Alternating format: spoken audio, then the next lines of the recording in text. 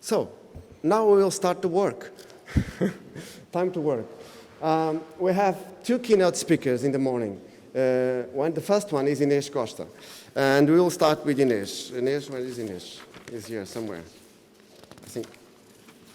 I think, well, I don't know if I have the information about Inês, but I know the information. Well, Inês will be the first keynote speaker. Inês in fact, is a national expert on circular economy. Inês works for the ministry as a consultant, or a kind of consultant for the Ministry of the Environment. It's not a consultant, it's advisor. Advisor for the Ministry of the Environment and Energy Transition, and she is an expert on this. And in fact, Inês was a pillar, using the same word that I used previously, a pillar in this kind of policy that we have. It's not a kind, it's a plan on circular economy and the national plan. So Inês will explain that and that story and other stories for sure. Thank you very much for coming, Inês. It's a pleasure to have you here.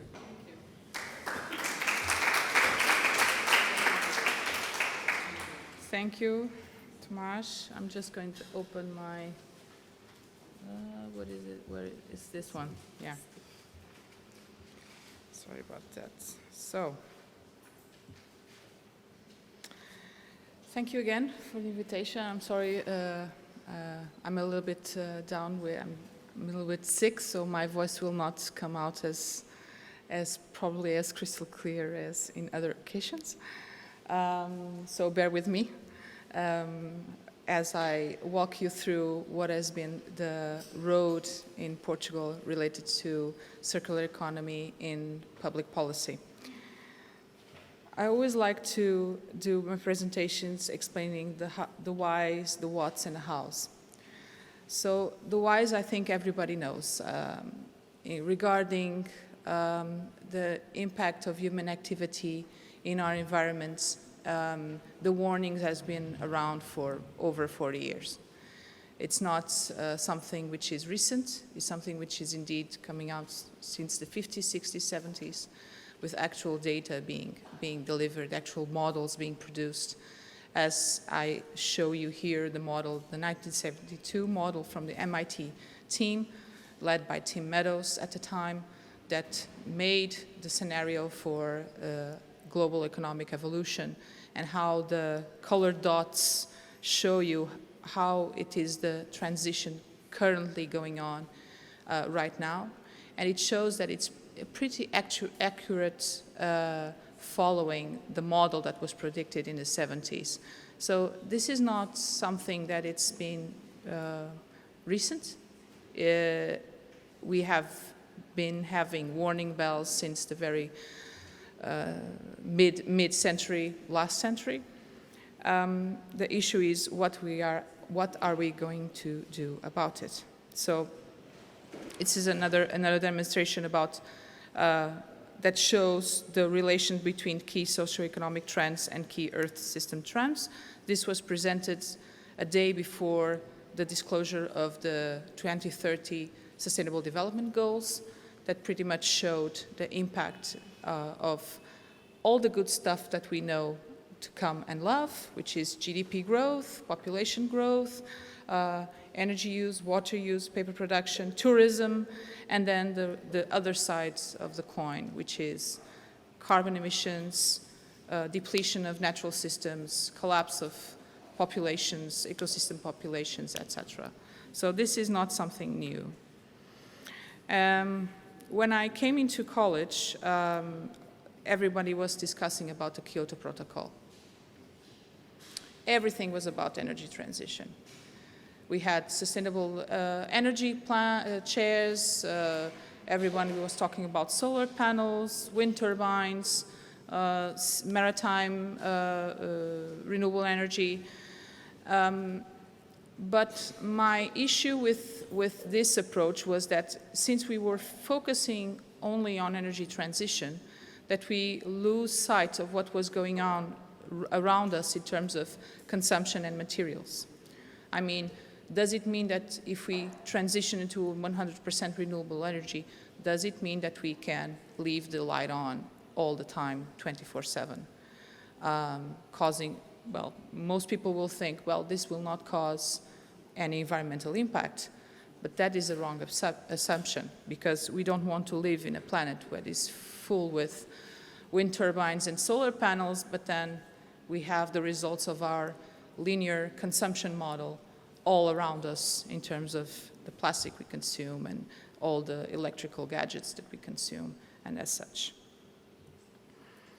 And this is pretty much what is going on. I mean, if we are addressing energy and decarbonization for the sake of decarbonization, which is completely achievable. I mean, we can decouple GDP from carbon emissions, true, but it's not true if we talk about material consumption and biodiversity impact and all the other data that must come with it. So the truth is that we are getting more and more inefficient in the way that we use our materials. Since 2000, we have seen that we have material efficiency and productivity has decreased. We can only supply in Europe around 9% of our critical materials for our economy. Everything else we need to import. We are extremely wasteful in the use of the materials that we have within our economy, not just in Europe, but in the economy in general. And we are going through a path that depletes soil, depletes water, depletes materials at a rate that is becoming ever more increaseful, to a point that we can have annual resource use per capita growing 70% by 2050 if the business as usual holds. So the first thing that we need to do is to stop thinking of sustainable development in these terms. Sustainable development is not a magical hotspot where social, economy, and environmental pillars meet, because this assumes that economy, society, and environment are independent systems that work as their own, and sometimes they come together and a magical thing happens, which is sustainable development. This is not sustainable development. We need to assume that our system, our society, our economy, our environment works as an interconnected system that pulls materials and energy, that metabolizes them, and then spews out carbon emissions and waste waste matter. As we disrupt this equilibrium, and this is the problem, is that we have disrupted the equilibrium needed to sustain all three, environment, economy, and society. We need to get back to an equilibrium state in order to continue our development as a species, sort of thing. So I think of our system as currently as a Jenga tower. We are completely eroding the base. We are removing biodiverse species. We are removing materials. And we are adding onto our material stock, our energy stock. And if we reach that tipping point, that one block that will tip the tower over, then the whole economy will collapse. And this is something that visual works very well in terms of demonstrating what can happen if we reach that tipping point. So what we need to rethink the purpose of our economy. What is the purpose of an economic development? The purpose of our economic development is really to achieve well-being for all, that basis of well-being, as Kate Raworth has demonstrated in Donut Economics, the basis of our well-being within the means of the planet, which is the top limit that we have.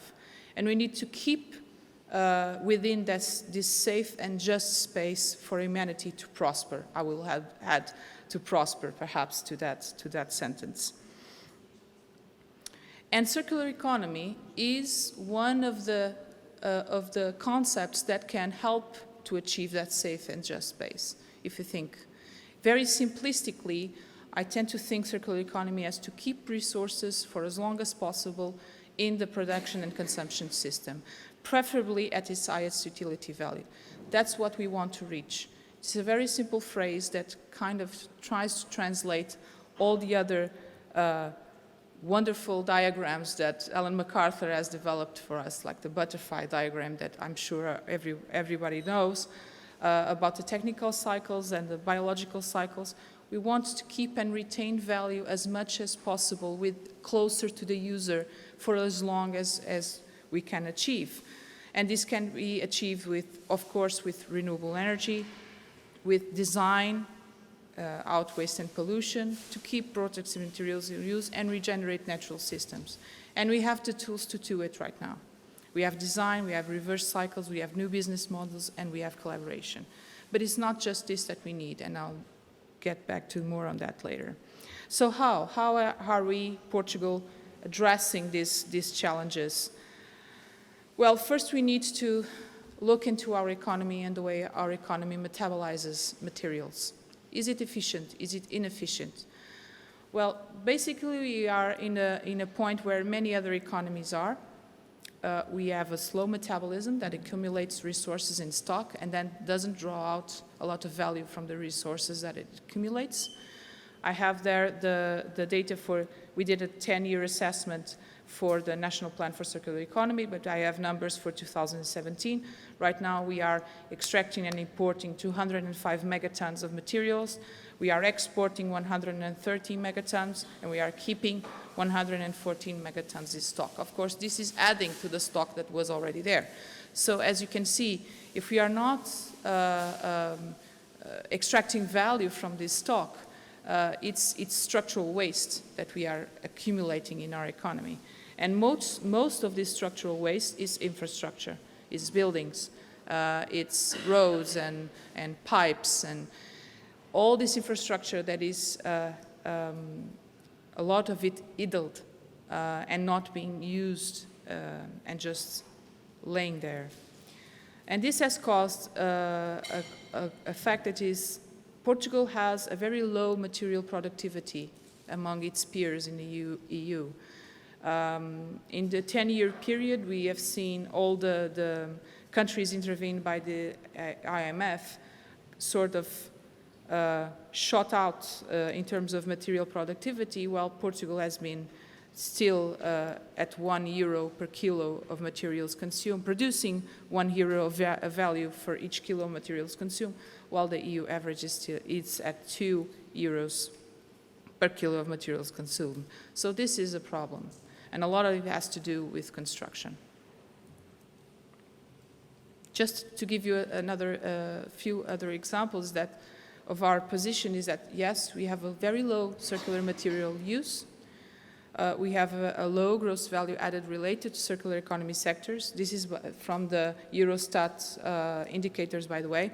But we have one thing that kind of stands out from among the others, which is the person employed in percentage of total employment.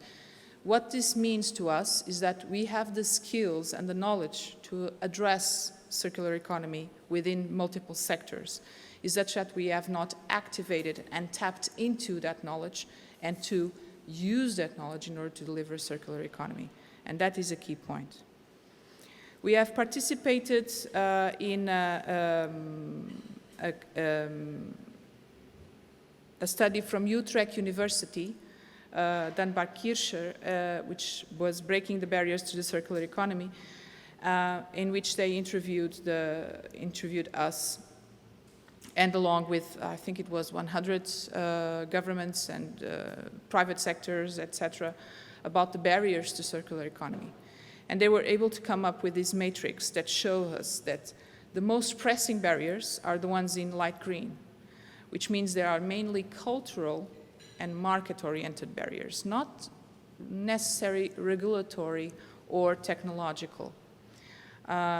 Meaning that there are regulatory barriers, of course, but they are not as determinant to achieving a more circular economy than market barriers or cultural barriers.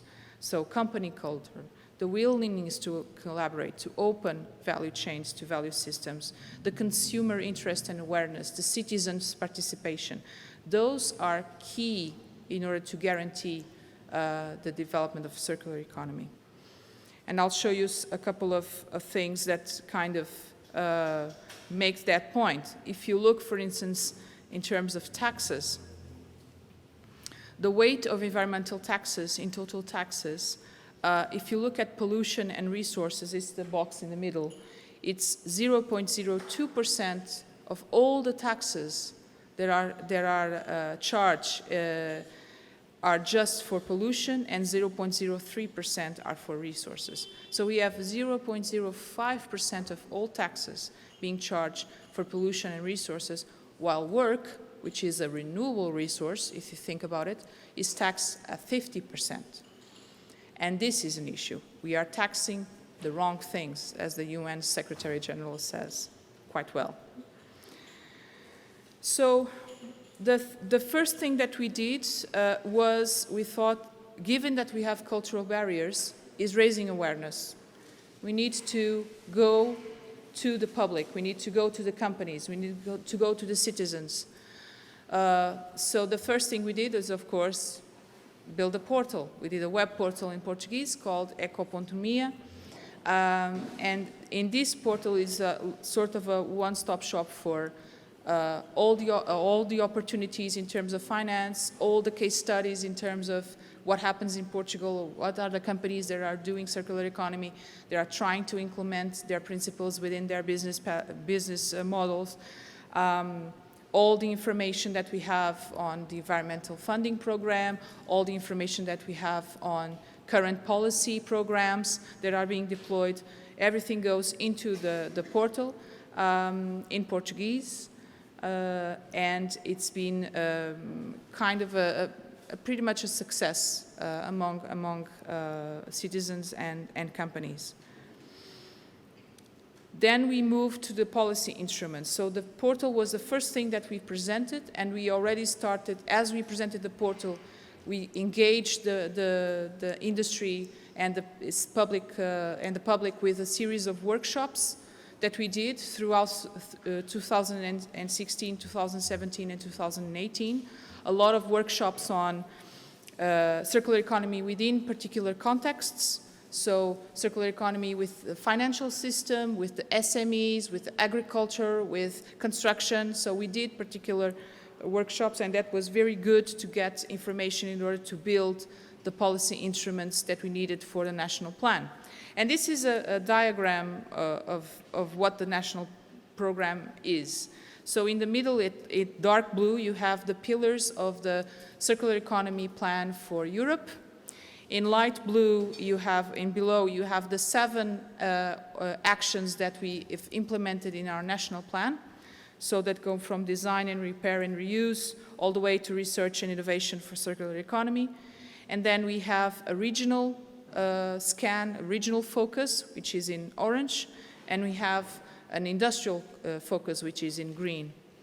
And we did the region because Portugal is a very diverse region. We cannot achieve circular economy by thinking on a central model. We need to go to the regions, and we need to go to the people. So that's why we focused on regions, on cities, on regional agendas.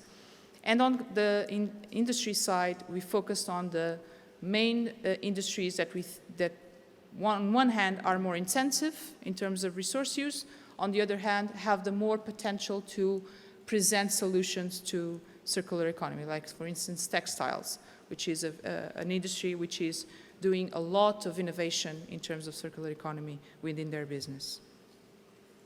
I'm just going through, you can access the circular Tokyo, you know. So that would be my vision, you know, to have every Portuguese city and mayor absolutely aware, knowledgeable, and with their community involved into circular economy.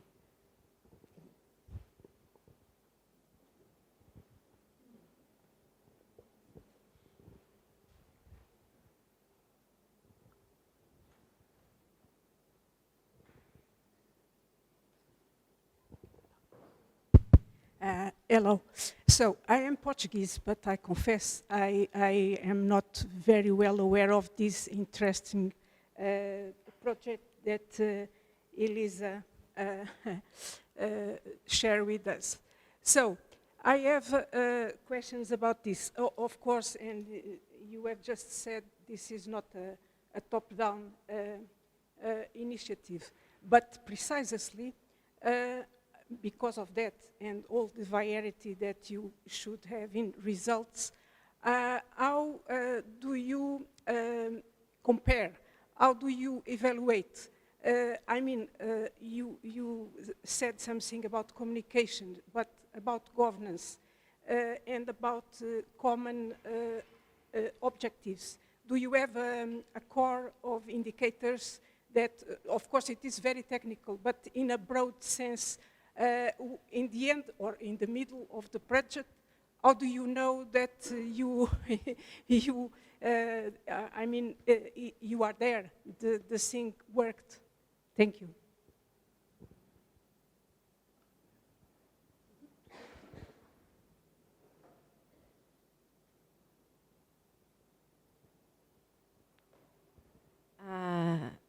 That's a hot topic we're discussing at the thing, because essentially what we have an initiative that is immaterial in terms that what it wants to produce is action planning. So it's not actually actions where you'll see an impact,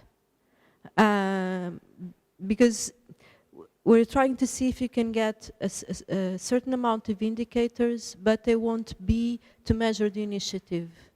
You know, because that's the thing. This is not top-down. We want to be bottom-up, but the top-down level is to make absolutely clear what are the objectives, you know, the national objectives to which every city contributes to.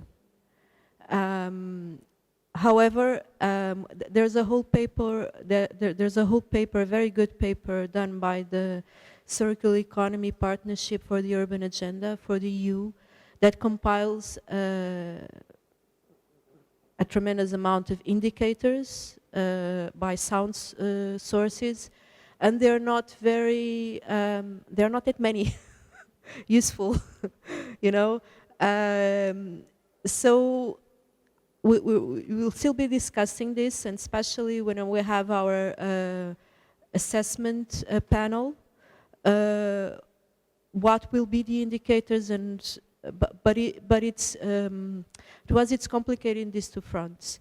There's not enough time to actually have an impact, so the indicators will have to be these governance indicators. Well, we had a number of cities, we have a number of partners, and so on, because we actually can, but we can make them, but we can identify them as the cornerstones for the cities. So this is what we want you to achieve at the end, you know.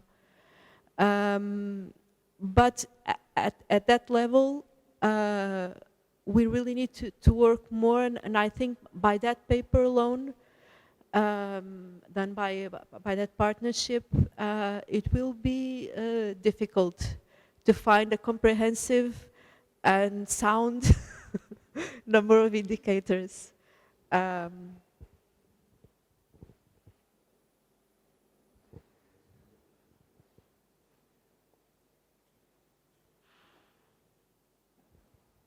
Thank you. I really enjoyed both the presentations, but my question is for the circular cities, for Elisa.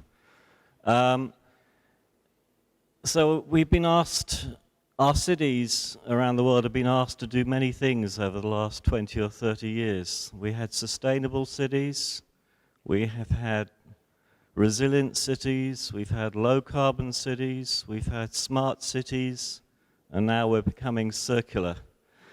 So it does beg a question about, do we throw out everything we've done before with our cities to create circular cities, or do we build on past lessons? Or is circularity doing something, what is the added value of a circular city over and above a sustainable city, or a low carbon city, or a smart city?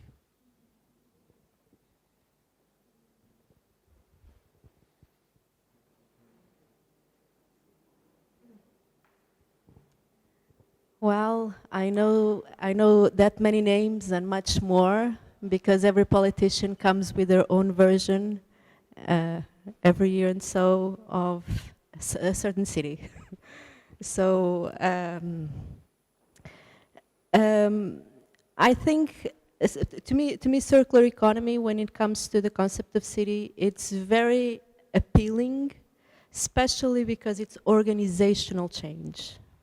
Okay, so it's about it has actually two things that to me appeal, and I think it will be comprehensive to people. So one is that, and the other one I was thinking, because I was I was born and raised in post-modernity and read a lot of postmoderns, and one of the things that I do remember, I lost almost the recollection of almost everything that I read, but one of the things that I do remember was this one idea of Jean Baudrillard, and he said, the source of our anxiety comes from the fact that we outlive every single object that we have. So one of the things that I find motivating, and you see this is circular economy, and what you see more, it's not just about sustainability and everything else, but it's about memory.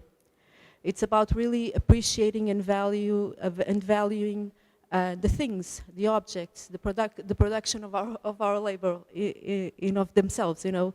And this is a narrative that I think might resonate with people, you know. Even in this digital age and everything is moving faster and faster, this very idea that you do care about design, you do care about the permanence of things and about memory, not just sustainability in itself, you know, that you have a past and a future that they're connected. This to me resonates, you know, and I think it's a valuable concept for that.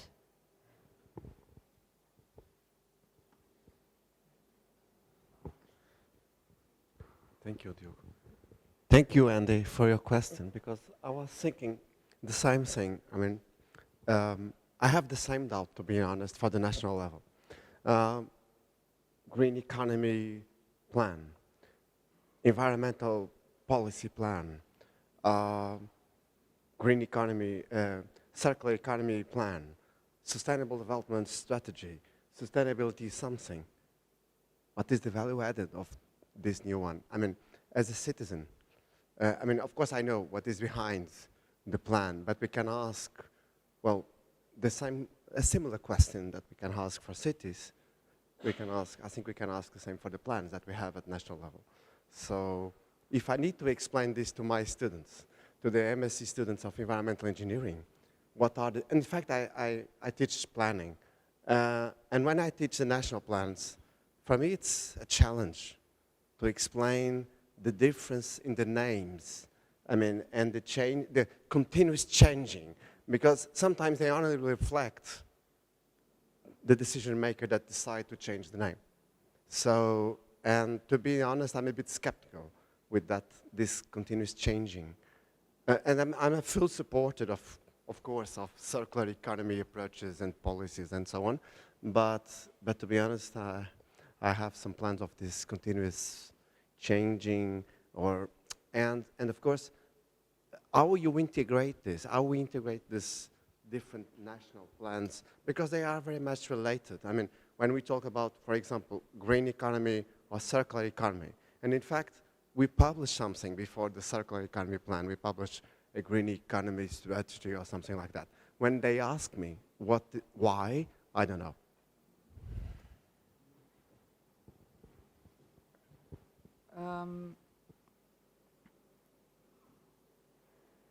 Well, my overall answer goes in line with what Elisa told us. I mean, plans need to be interlinked in order to function as the whole as a policy. That's why you say, well, we have a POT, we have a strategy for national education, environmental education, you have all, but they need to be connected. That's why we have made sure that that we have that integration installed, and that is very important. I mean, if the plans reference themselves, I mean, you can find different instruments and different guidelines in each of the plans.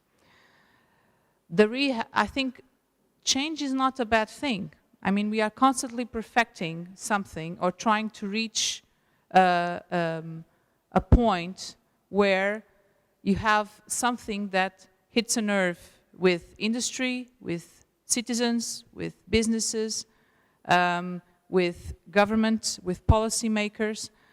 And I think right now that what circular economy brings to the table hits a nerve in terms of what we need to do in terms to move towards a more sustainable production and consumption system. I think the ODS 12, which is the SDG 12, which is sustainable production and consumption, I think it gets translated to a practical approach through circular economy action plans or resource efficiency plans as well. Although resource efficiency, for example, tackles another thing that circular economy doesn't tackle. It's part of, but therefore it needs different instruments in order to be executed.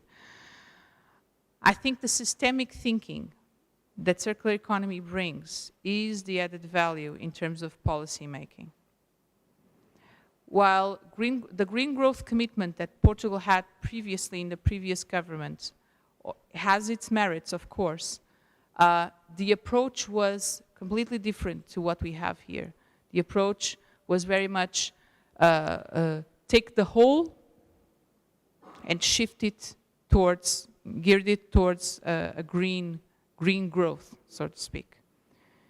Here we are doing different. Every ministry has their own policies, and we are coming from the bottom up in order to interlink the ministries together and discuss the ministries together around this policy. So that in terms of policy making, it's a completely different approach. Completely different approach. So the merit, I think, is I don't quite remember any policy. I'm speaking because I come from the private sector, so and working on environmental issues for a long time. I don't quite remember a policy document being also an educational document.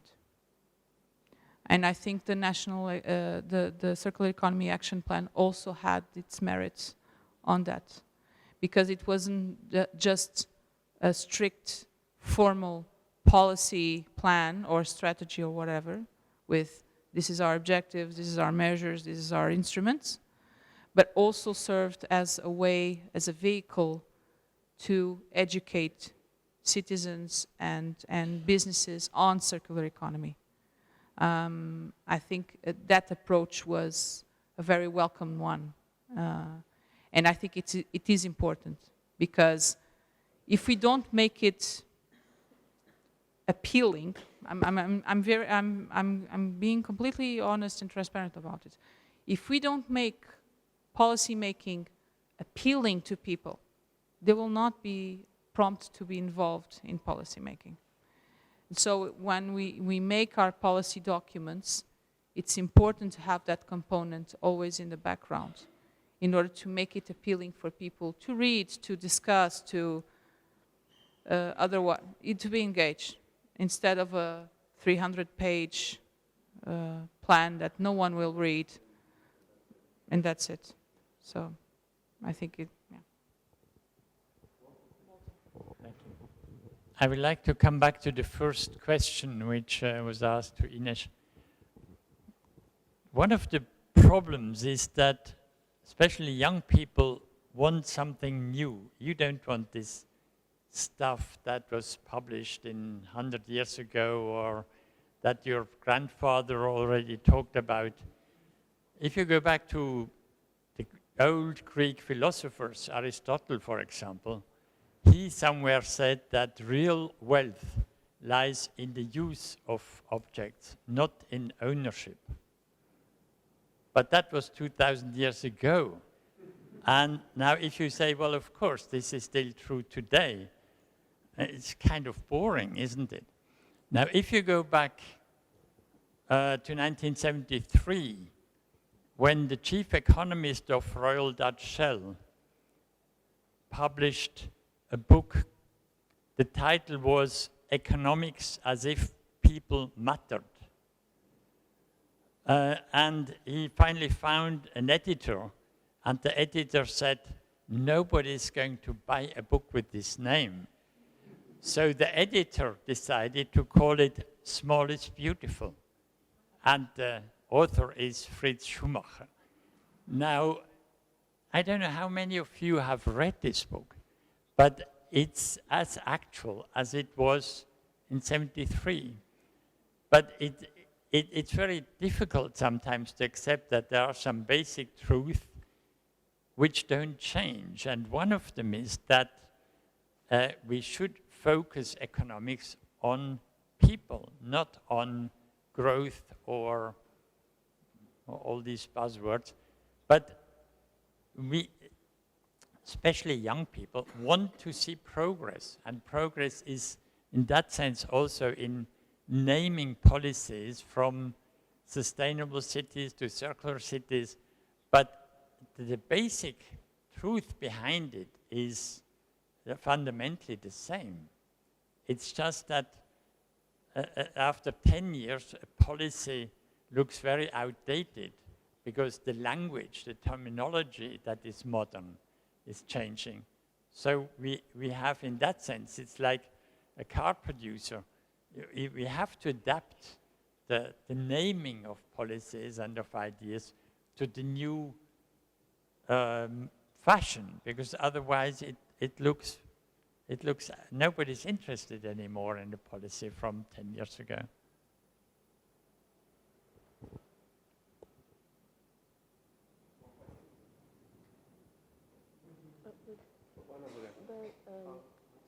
She was first. What? Me? Oh, okay. Sorry. No, okay. No, I was wondering, because I was very interested in the fact that yeah, you were talking about this collaboration of the different ministries coming up with their own policies. Like, how did this process work concretely? Like, who was leading that, and how did you? Yeah, because they have very different interests, I guess, and I don't know how policy working usually works here, so it would be interesting to know a bit more.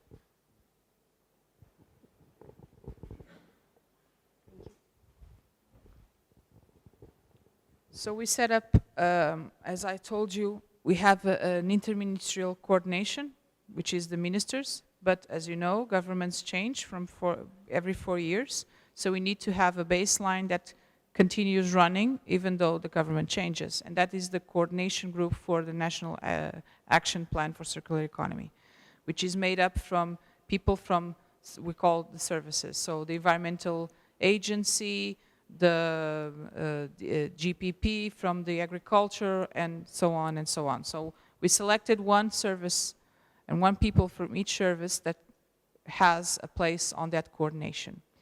And what we are doing right now is that we are going, a small group made up from the Director General for Economic Activities and the Environmental Agency, goes to each ministry, organizes workshops with the institutions, with the services from each ministry, and they interact in order to identify which policies or which instruments or which orientations and guidelines that are already enacted that are conducive to circular economy principles and are helping them to model additional instruments in order to fast forward their actions. So this is a very much tailored approach, ministry to ministries. We started with Ministry of the Sea, Ministry of Defense, and Ministry of Health. And we are slowly moving to all the other ministries as well. And we have monthly or bi-monthly meetings where all of those sit together in order to discuss the present point of development. We try to bring presentations from people outside of the group in order to fast-track discussion. And it's it's been like this. We have it really needs to be, you know, meetings and people discussing and looking at matrices and all that stuff, and clearly identifying, okay, this is what we need to do in terms of fast-forwarding principles of circular economy.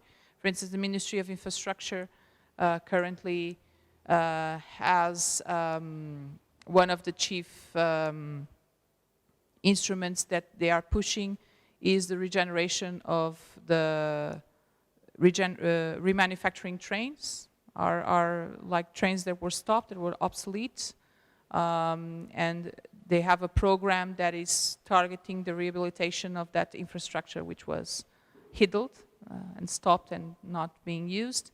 So they are pushing for how do you say it,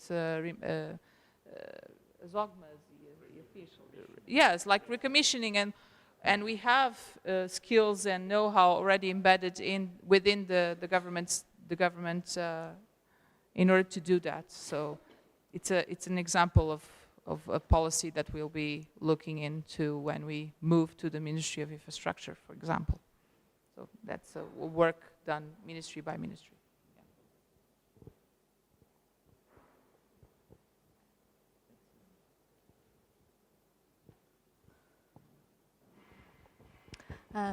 Thank you for both presentations with a good examples what Portuguese is being doing.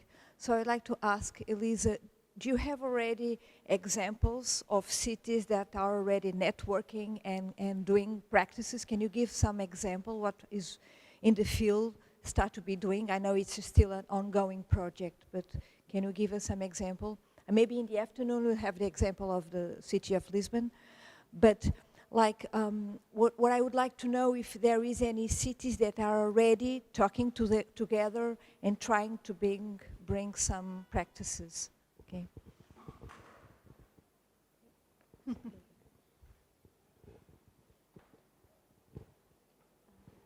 So this initiative just started. It has like 2 to 3 months. We had made the call to open to networking of cities. So we don't have cities engaged in networking at these initiatives. What I can tell you is that there are a lot of cities, Portuguese cities, which are involved in networking. One of them is Porto, is involved in this partnership for circular economy. Is really involved in a lot of things about circular economy in networking. And we have, I believe, 2 to 3 cities in themes of circular economy in the urban networks. I remember, for instance, we have Torres Vedras and Fudão working on food, and Fudão has actually worked in the past in an action planning for urban-rural relations. And we have Famalicão, which also is in a network, an urban network specifically targeted at indicators of public expense and public procurement, which is a hot topic in terms of circular economy. So there are cities are networking in other contexts besides the initiative. These are the ones which we know are already working in other networks.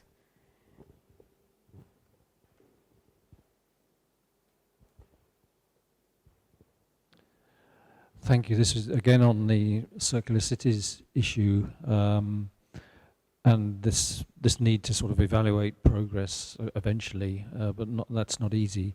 I just wondered, bearing in mind the kind of bottom-up approach, whether there might be scope to use sort of data coming in from citizens in terms of local initiatives, etc. What they're doing, perhaps everything from more recycling to little voluntary workshops for repair, etc.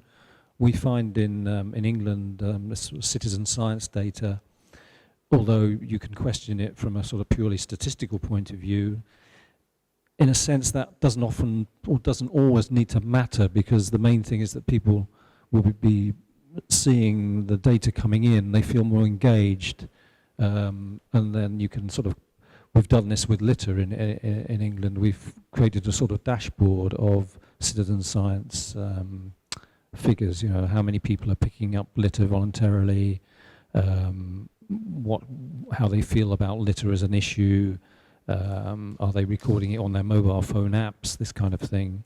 And that in itself can just make people feel much more part of the overall process, and it is also a way of getting data in. So it was just a thought, really. Yes, I appreciate it. In fact, we have that issue, and I was thinking because we have an observatory for spatial planning now. It's being fully set up right now, and there are other observatories made by non-governmental organizations, and we're monitoring. We're participating in one that is by the Service Forum. And I was thinking that, by the way, when I was in train coming here, and I was thinking, we really need to have these two types of observations. One is, it's us. No, we're official. You know, we really need to have sound indicators. We really need that. But we really need these non-governmental, this forum of civic society to provide us with this bottom-up approach. And we really need to have them both working. You know, we'll be in two fronts, but that's the conundrum that we face. You know, we really need to have statistics.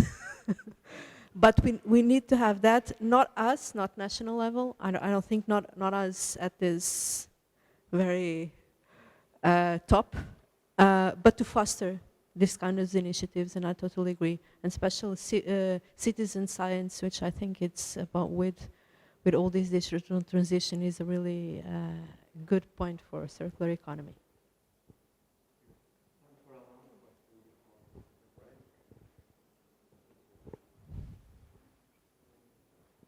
This question is for both. I'll try to be brief. So how did you, and if you did, incorporate any aspect regarding the solidarity and the social economy?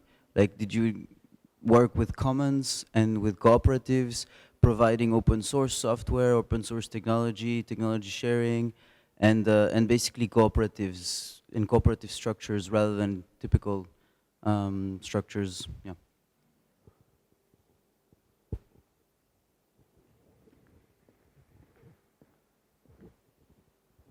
We haven't. Well, they have been engaged in the workshops that we have accomplished, that we have made during 2017, 2018. We have been monitoring those initiatives. We have a very strong social innovation program running in Portugal that we really want to bridge and bring the circular economy aspects into that program as well. We are hoping that we can do that as we progress, our work progresses from ministry to ministry until we reach the ministry that has the oversight of over it, which is, I think it's the Ministry of Work, of Work and Social Security. And so, yeah, I mean, we are trying to engage them as in a very practical way through the workshops, and again through the ministry that oversees the programs on social innovation. Yeah.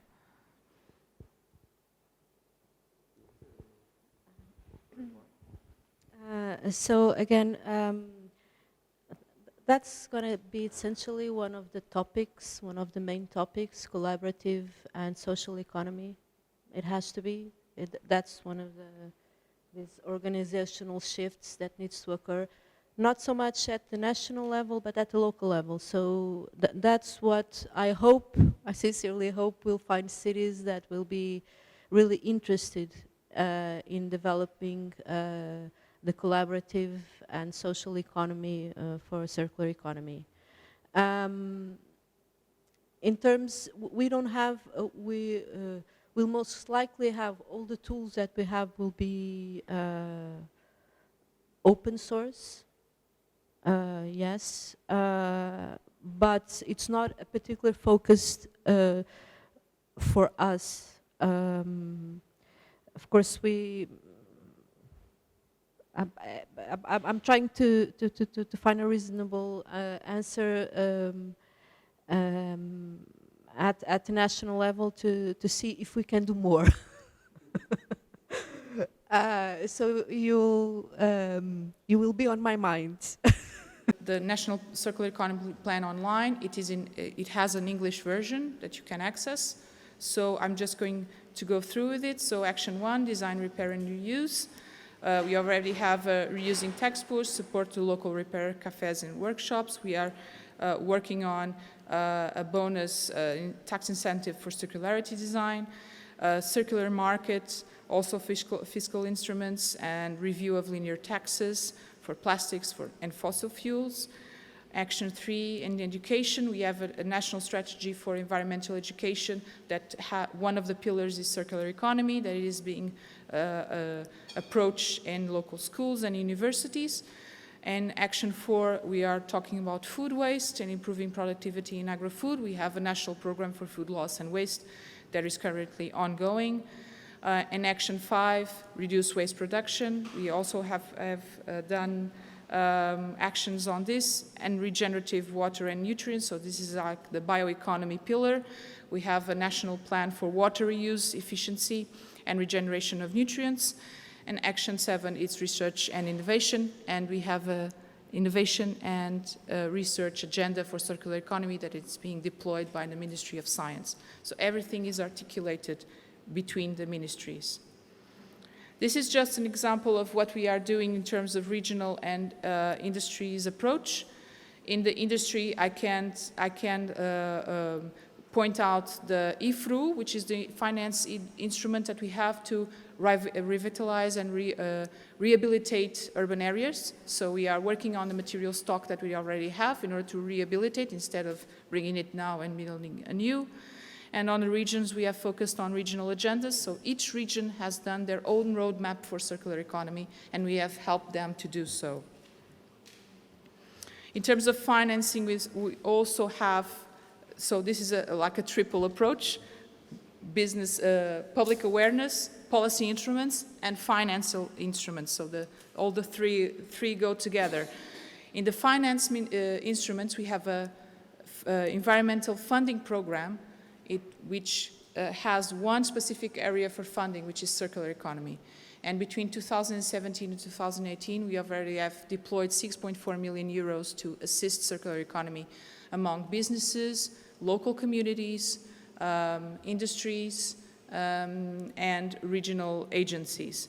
So, and the fund has been fundamental for a lot of the new companies to bring up their own solutions to circular economy, and for local communities to implement the locally driven solutions to circular economy. We have one program which is called Juntar, which is targeting specifically local communities, circular economy projects for local communities.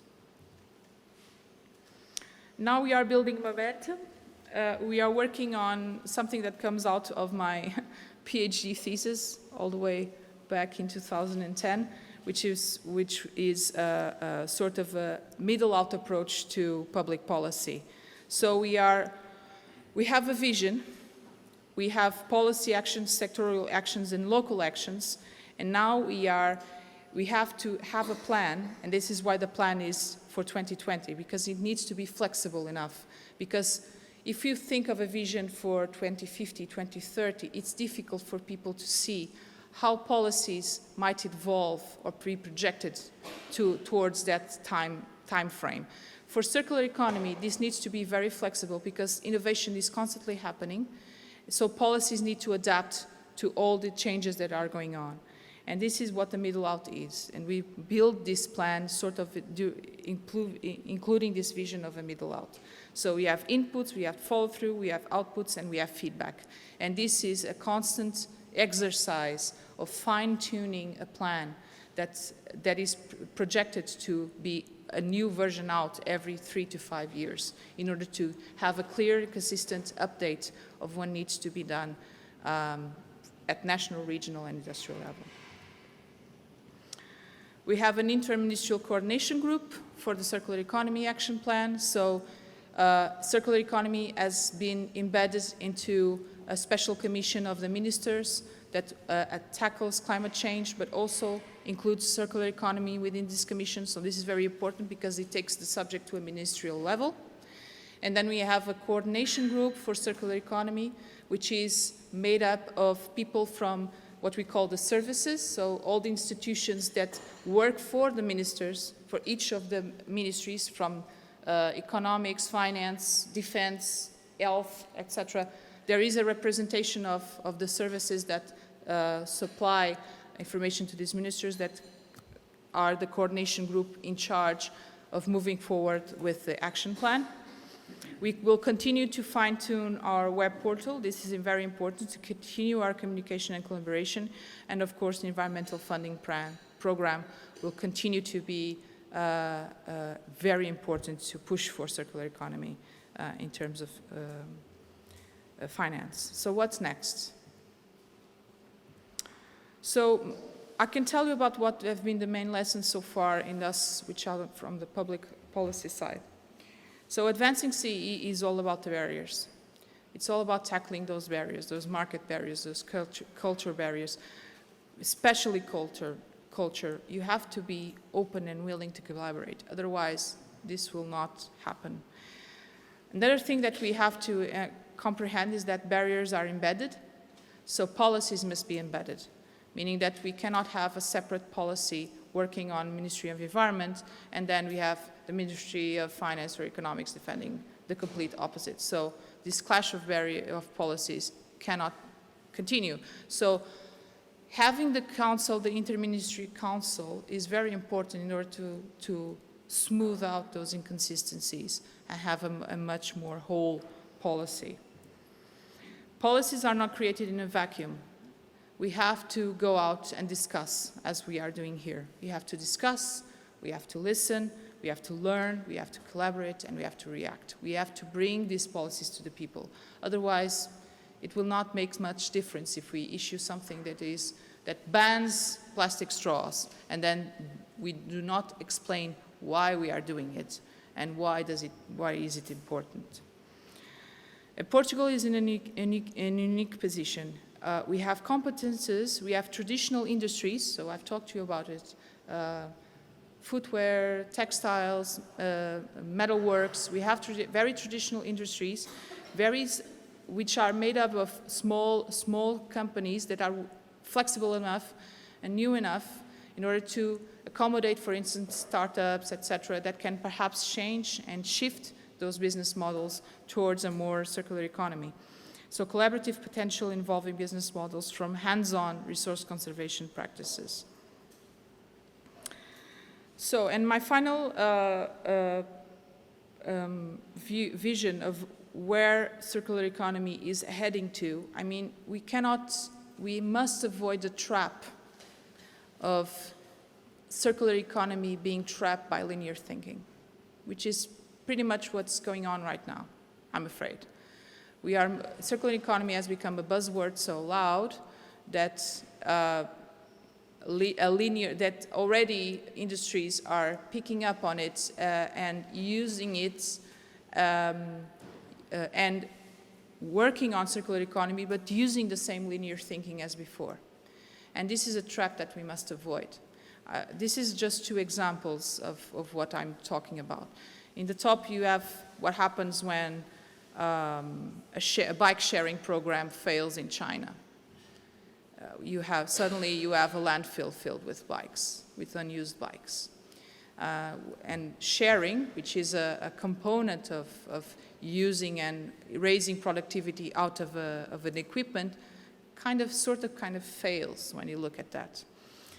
And next you have the Bike Lab in Gafanha de Nazaré, which is a liceu in the central part of Portugal that has worked on a program to revitalize bikes, unused bikes in the municipality. And this project has caused a raise in terms of bike usage in the municipality, just for the fact that you have an installation in one high school that is kind of repairing the bikes and using parts and applying them in other bikes. And this has caused a mass movement in terms of using soft mobility, in this case, bike. And in the low part, bioeconomy doesn't mean that it's regenerative economy. And this is very important. You have, just because it's bio, it doesn't mean it's safe. So you can have depletion just as well while working on a bioeconomy. You have to think like in a regenerative ecosystem in which man can be a part of course, like in the Montado ecosystems. So I think the inconvenient question, this is the last slide, I promise. Individually and collectively, it is time to decide what enough looks like and how to know when we have achieved it. This, I think, is the key. We have to think about what is enough for our well-being. And we need to stop talking about efficiency and decoupling and recycling and growth, which are still terms which are used when we talk about circular economy, to words like sufficiency, distributive, regenerative, and human-centered. This is the big shift that we need to accomplish. Until we don't accomplish this shift, this mind shift, I'm afraid that we are not going to see the results that we need in terms of applying circular economy as a constructive tool for decarbonization and carbon neutrality. Thank you.